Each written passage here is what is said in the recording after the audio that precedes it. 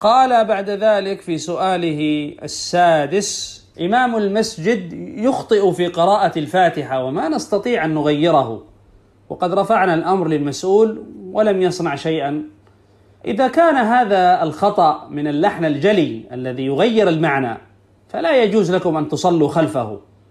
فمثلا إذا قرأ في الفاتحة أنعمت عليهم بضم التاء، أنعمت، هذا خطأ خطير وظاهر ويعرفه حتى العامة ويبطل الصلاة لأنه غير المعنى ولا يجوز الصلاة خلفه. وهذا مثله أيضا الإبدال، أن يبدل حرفا بحرف أو ينقص حرفا، فمثل هذه اللحون لا تصلوا خلفه ويجب تغييره. لكن كونه ما استطعتم أن تغيروه والمسؤول ما فعل شيئا، إذن اتركوا المسجد وانتقلوا إلى مسجد غيره.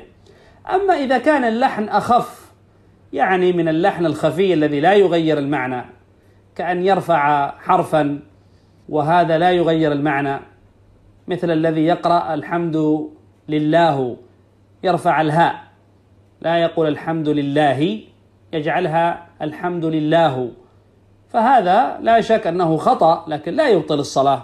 ومع كل حال هذا الذي يلحن سواء لحنا جليا أو خفيا ينبغي ألا يتقدم للإمامة، وينبغي بل يجب تغييره.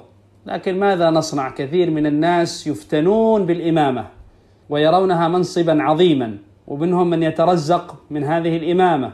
فإذا كان البعض قد فتن بالإمامة الصغرى فكيف الإمامة الكبرى؟ وعلى كل حال هو مسيء وآثم، لا سيما كما أشرت إذا كان يلحن لحنا جليا، وخاصة إذا كان يستطيع أن يصحح قراءته وهو لا يسعى لإصلاحها.